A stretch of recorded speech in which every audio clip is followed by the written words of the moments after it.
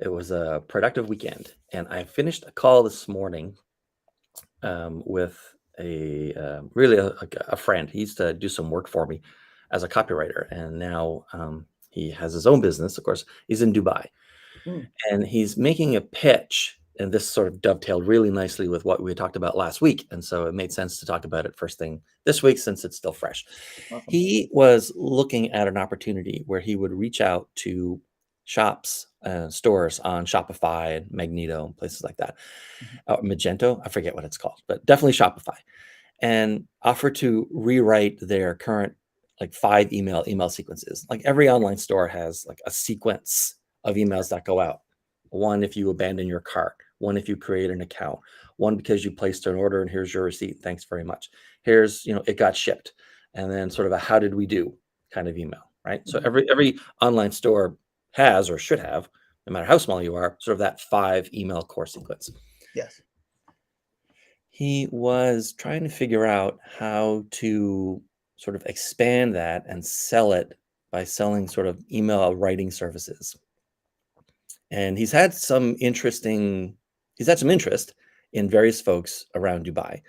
Dubai is an interesting city. It's very entrepreneurial, right? Mhm. And his problem was that when you go after, and a lot of us in small businesses, a lot of sort of specialists and professionals, we make the same mistake. Last week we talked about sort of the 3 tiers, right? Where in copywriting, for example, and it works in every service-based business for sure. But the biggest, fattest tier of that pyramid's on the bottom, and that's everybody, right? That's your best friend's aunt's nephew, and who does a little bit of this, and it's everybody on Fiverr, and it's everybody on Upwork, and it's literally everybody who doesn't have a specialty fits into there, and they're all sort of scrambling for the same dollars. And then one level up from that is a niche where he was. And then we talked about specialization to get up to a halo niche and he had a similar question, and I'll get to that in a second about websites. So if I forget, remind me to ask about Okay. websites I'll and remind you. Ryan. Okay. So he's at the niche level where he's been focused on email Mhm. and these sort of online stores, and that's his specializing in a type of service provided, that's the email copywriting, and also specializing in a vertical, right, or an industry or type of customer, which is online or e-commerce stores.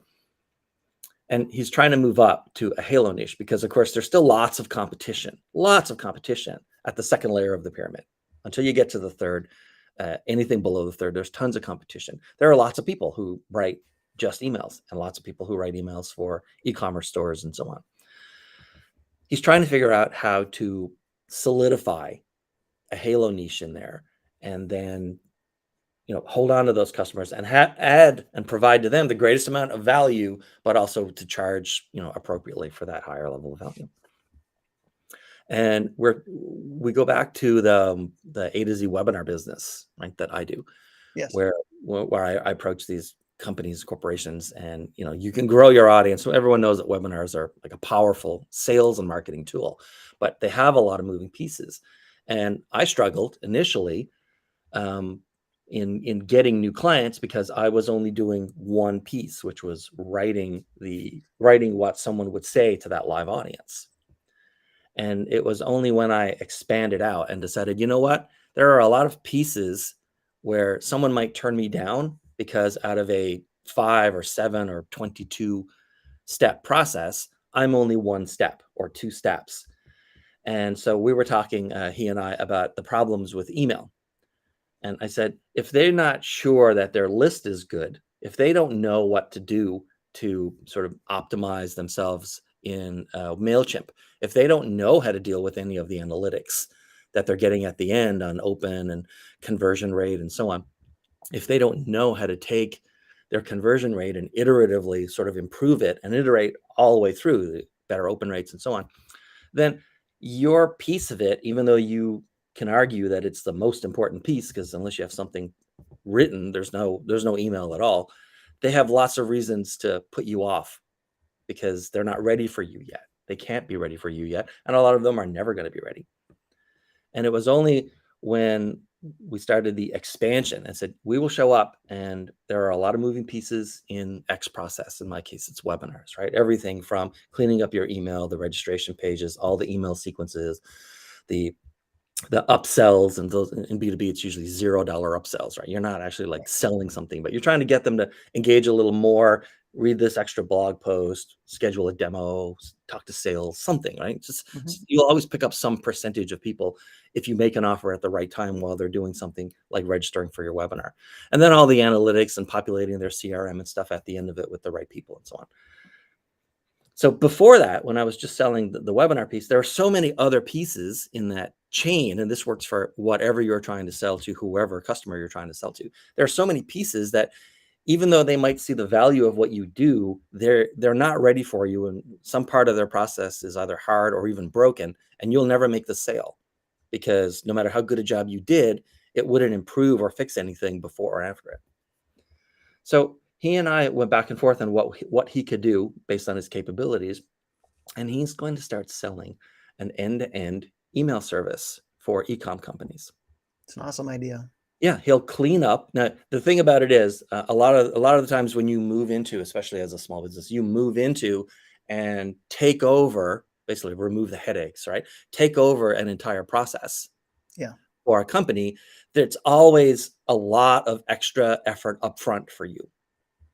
So if you're only selling on a short per project basis, or you're only selling on a one-off basis and hope that they renewed or something, then you end up doing all this work, optimizing their email lists and cleaning out of the dead wood and figuring out what's wrong with it and all that kind of stuff. See if they have spam complaint or, deliverability issues or any of that stuff and so on, right? You put in all this work up front, and then if they cancel, then you've basically worked a lot of extra hours for nothing. Or if you look at it as like your total monthly rate, you took your monthly rate and instead of dividing it by, say, I don't know, X number of hours for what it would normally take you in month 6, you had to spend 5 times that many hours in month 1. And so if they, go away after month 1 or month 2, then you've sort of, you've lost money basically. You'd have been better off waiting a little longer, working a little longer, and picking up a 6-month or 12-month client instead of a 1-month client.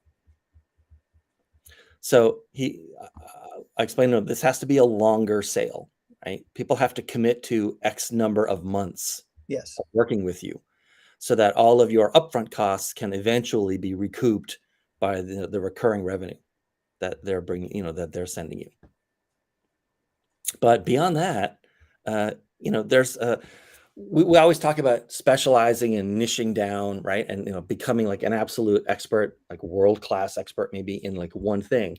But there's a lot of opportunity if you've got adjacent skill sets. And for most of us, if we're really good at step 3 in a 5-step process, we oftentimes for ourselves or for other clients, we've done all of the other steps. We Yes. wouldn't consider ourselves like, I don't consider myself a MailChimp, ActiveCampaign, Aweber, whatever, world-class guru.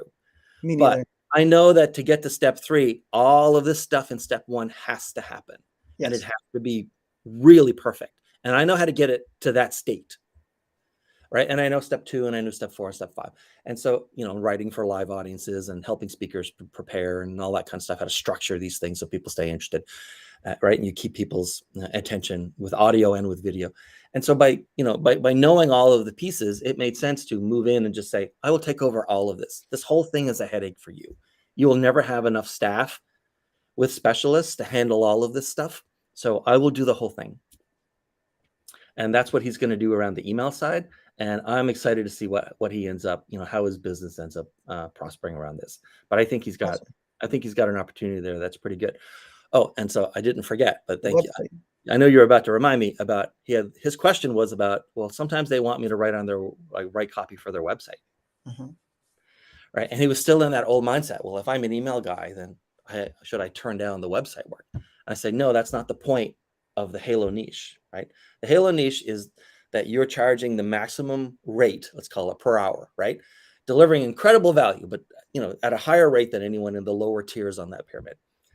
That doesn't mean that you only do that one thing, right? It's because you're not specialized down necessarily. But the point is that a lot of the cost for hiring anybody to do anything is finding the right person, Right. vetting the right person, trying and working with the right person, and in some cases, letting that person go and finding another one because it didn't work out. Yeah, and it's And so, especially a lot of things, Yeah, go ahead, sir. I was gonna say it's especially nice if you find that one person that you can work with and you know that they can cover kind of those little Exactly. extra areas. It's perfect. That's how it works. I said you Yeah. get brought in for your Halo niche skill set, right? You're taking over everything around their email in this case and handling the whole thing for them, Yeah. right? I said, so they may ask you to, write for their LinkedIn or social media posts. They might ask you to write for their website, whatever. It doesn't matter. The point is you charge whatever your equivalent hourly rate or project rate would be for your Halo niche when you do stuff on a lower level. Mhm. It's not that you don't do it, it's that you get paid at the rate that you're already at, the highest rate. Because they're in every project, for every professional, for every kind of delivery, right, or service, there's always the since you're here's, right? Since you're here and I know you and you do this kind of training, can you also train this group in my company, even though it's a different topic, Yes. right? Or I know that you figure out how to, untangle problems with billing systems. We've got this other company we just bought. It's a different kind of problem, different people actually altogether. Could you go in and help fix that? Can you take a look at that? So you charge like that rate for this work. Mhm. You don't lower your rate because it's a different kind of work. Yeah, especially since they asked you to do that additional Right. stuff. So the since you're here has become very profitable because I had a client, I had a couple of clients in Christmas week of last year, and I don't normally rewrite or do website work for folks. It's not that, Yes. it's just, it doesn't float my boat, but, I'm good at it. And so my rate to do that, and the other reason is I do it in real time, right? So they come on a Zoom call at, 10 a.m. and by noon my time, we're completely done. I ask them questions as we go, and I do the whole thing like fast in real time. So I charge like $625 an hour Right. for Which that is work, pretty amazing. I think you're like but only for 2 hours. Thank you. Yeah. I do not know many copywriters who are so fast, like, that they can like no, look at the there's whole only thing, only a couple that I write it, know. right? Yes. But it was only a $1,250 project, which is a pretty, that's a cheap website for like 5 web pages. That was a cheap rewrite on a website. It really But it is. was super profitable for me because it only took 2 hours. I was literally done at the end of 2 hours. Mhm. I gave them screenshots. They were with me, so they watched it all being written in real time. I gave them, emails with the actual text so they can give it to their graphics and web people. So it was just the rewrite, right? Yep. But for me, it was a great rate. And at the end of 120 minutes, whatever, what is this called? Not shaking your hands. Whatever that action is called. I honestly am blanking on it right now. Yeah. Right, and I'm done, and yet Mhm. overall, they only had to spend 2 hours on the project themselves because that's another cost. One Mhm. of the things we went over last week, right, is like your definition of what a project is and what the client's definition of a project is are not the same thing. No. And part of their calculation is how much of my time, if I hire this person, am I gonna have to work on this project, watching them, looking at their drafts, giving feedback, trying to chase them down to get something done. There's all kinds of like things that go into their time expenditure. And so their time expenditure is also like limited. You come on at this time on a Zoom call, you leave 2 hours later, you're completely done. I'm completely done. Here's your work product. Yep. So yeah, but the point around his question in the website work was, yeah, if they want you to do anything and you're okay with it, if they want you to write a blog post, if they want you to write, 1,000-word article, whatever, your rate is whatever your rate is at the Halo level. And for them, if they already know you, they like the quality of your work, you really sort of have their voice and brand tone kind of down. It doesn't make any difference that it's more expensive to hire you versus someone off of Fiverr. They know exactly what they're getting with you, and they know that they won't have to, chase you down and stuff or get good quality work. And they know that you're not gonna, you know, blow it off and do a half-ass job because that would also endanger all of your Halo work. Mhm. So It's they've really a got, no-brainer you've got decision. them and they've got you. It's great. What about you? Any examples? You know, no, but a couple comments along that line. It's Yeah. kinda funny that you brought up that specific niche because I saw another person that's a friend of mine that, is doing kinda that same thing as a workshop. So, just a different way of coming up with, a solution to that issue. But it's Yeah. funny you should mention doing the email series for different things. She was I've been doing thinking a, about the workshop yeah, model. There's now like cohort-based courses. which are Hmm. really sort of extended workshops. Hmm. I've been accepted into Maven, so which is probably the most famous company that's helped the most famous of these cohort-based courses. Live courses come in Yep. where you have sort of a facilitator, you have an instructor, you're in a group with X number of people. It's all it's not like you watch videos and you do your thing. It's like it's much closer to a college experience really than to an online course kind of experience. Yeah, and the workshops are nice because, you're actually actively involved in taking the Yeah, course. You've got other people around you, so it's kind of that accountability factor of making sure you complete it. So there's a lot of good things to workshops. We've yeah, been looking at that too, in different areas. yeah. Well, I mean, I think that's it for today. The topic, It's a good topic. speaks for itself, right?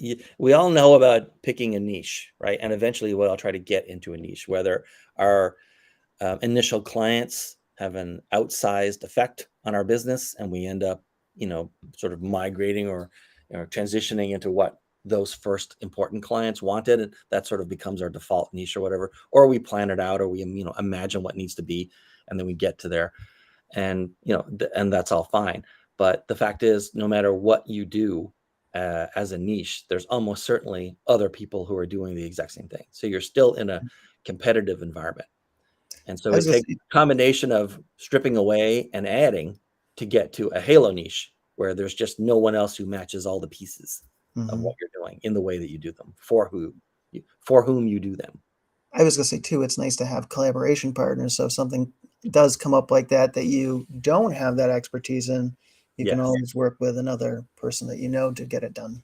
Yeah, and that ends up being sort of the same thing, right? Like So the same thing. I have other people who in my mind, whether they think of it this way or not, they occupy halo niches for me. Like if I want someone who knows someone or can do X kind of work, then that's Mhm. the person I always go to first.